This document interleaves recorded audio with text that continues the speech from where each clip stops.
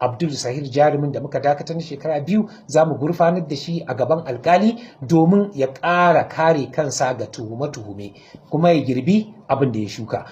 Da wannan ne muke ƙara faɗan cewar ko da a fom ɗinmu duk wanda ya sani cewar zai ta'ammali da gidan nan to sai ya kiyaye duk abin da ya san zai iya yi a kafafen sada zumunta, musamman social media da duk wata kafa da za ka iya fitowa, wanda dokarmu ne na cewar sai ka yadda cewar ba za ka yi misusing social media ba, za mu iya baka license. Yanzu ne za a gurfanar da shi, mun gama duk bincikenmu mu kuma za mu gurfanar da shi a gaban kotu domin